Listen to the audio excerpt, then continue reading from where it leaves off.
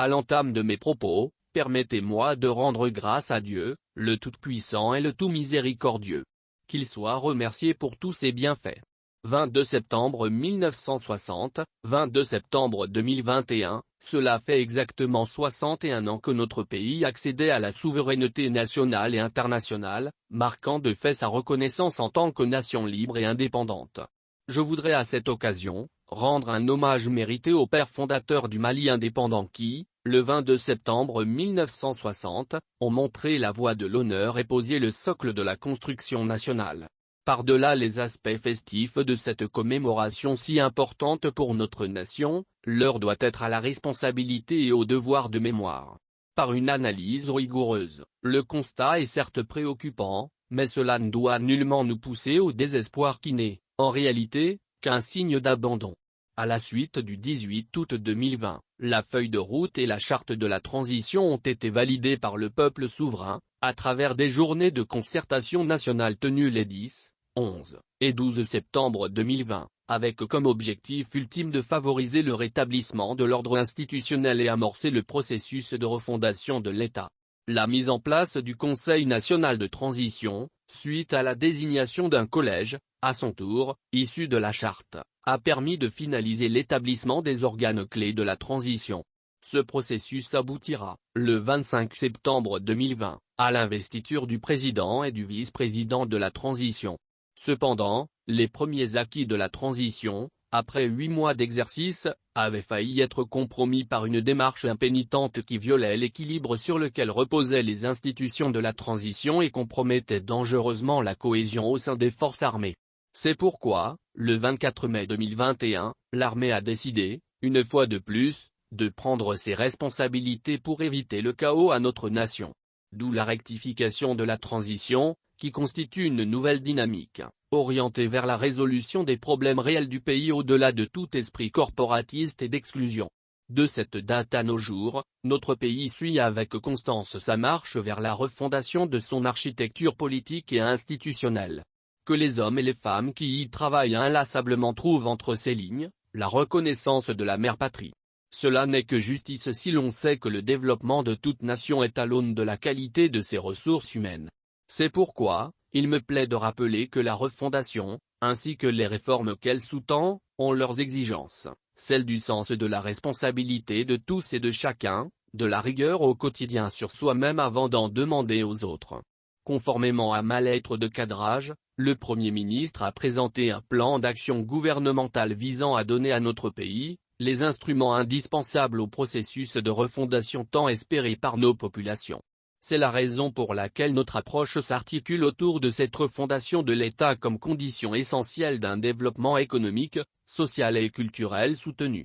À cet égard, le programme d'action gouvernementale, validé par le Conseil national de transition et que le Premier ministre a l'honneur de piloter, se résume en 4 axes que sont le renforcement de la sécurité sur l'ensemble du territoire national, les réformes politiques et institutionnelles, l'organisation des élections générales, la promotion de la bonne gouvernance et l'adoption d'un pacte de stabilité.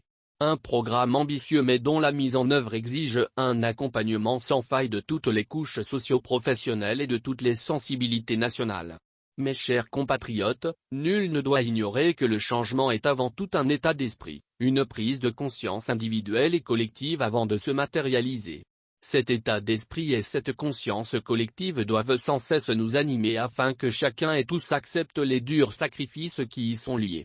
C'est d'ailleurs sur ces valeurs que s'appuie toute notion de gouvernance et de réforme. En donnant déjà le ton de la réduction du train de vie de l'État à travers la cession des 2/3 du budget de souveraineté de la présidence pour la cause des localités défavorisées, une nouvelle page d'humilité et de retenue face au bien public venait d'être écrite pour servir d'exemple. Mes chers compatriotes, face à la dégradation de la situation sécuritaire dans le Sahel et singulièrement dans certaines parties de notre pays, force est de constater que d'énormes sacrifices ont été consentis tant sur le plan humain que matériel. D'août 2020 à nos jours, un accent particulier a été mis sur les besoins opérationnels des forces de défense et de sécurité. C'est pourquoi, le renforcement des capacités opérationnelles s'est largement diversifié en s'étendant aux moyens aériens avec l'acquisition de nouveaux aéronefs. Sur le plan du renforcement des capacités terrestres, de nombreux véhicules d'opération et autres types d'engins roulants ont été mis à la disposition des forces. Dans le souci de renforcer davantage les effectifs afin de faire face aux défis sécuritaires complexes du moment, une politique volontariste et inclusive de recrutement a été adoptée.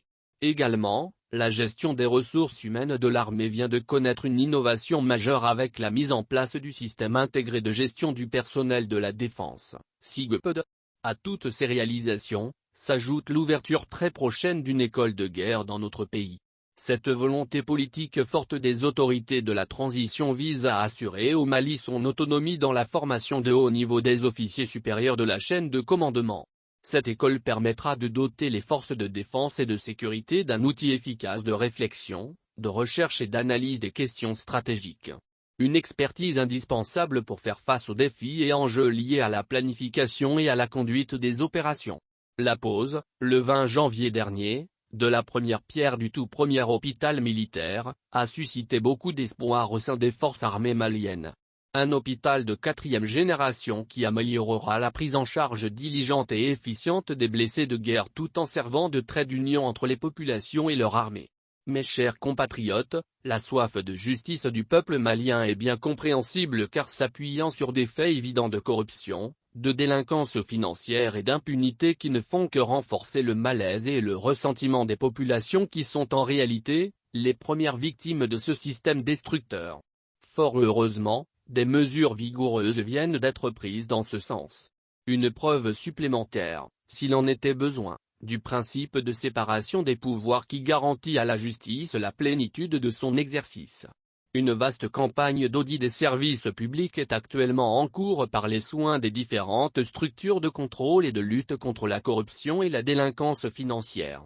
À travers cette lutte, nous rassurons le peuple malien que ses attentes seront comblées car aucun privilège ne sera accordé aux personnes impliquées. Ces mesures sont tout aussi valables pour les départements de la défense et de la sécurité dont les lois d'orientation et de programmation sont déjà en cours d'audit. Au demeurant, pour éviter tout excès, j'en appelle au respect des principes sacro-saints de la procédure judiciaire afin que nul ne se méprenne sur la noblesse de notre engagement. Mes chers compatriotes, au-delà de la question de la justice, c'est celle de la refondation même de l'État qui se pose avec acuité. Malgré les 60 années d'indépendance dont la moitié sous le système démocratique, l'État du Mali est confronté à des maux que les citoyens ne cessent de décrier. Il s'agit entre autres du manque de vision politique, du non-respect des textes, des dysfonctionnements institutionnels remarquables et de la répartition inégale des richesses nationales. C'est pourquoi aujourd'hui, plus que jamais, se pose la nécessité d'entreprendre des actions courageuses pour un nouveau Mali. D'où la tenue très prochaine des Assises nationales de la refondation qui regrouperont toutes les forces vives de la nation. Une belle occasion en perspective pour discuter de l'ensemble des préoccupations nationales afin d'impulser une vraie dynamique de changement. À ce rendez-vous historique, doivent prendre part tous les Maliens soucieux de l'avènement d'un nouveau Mali. Au titre de l'éducation, un accent particulier a été mis sur la valorisation des infrastructures scolaires à travers la réhabilitation de 2000 salles de classe pour un coût total de 5 milliards, 5 000 000 de francs CFA.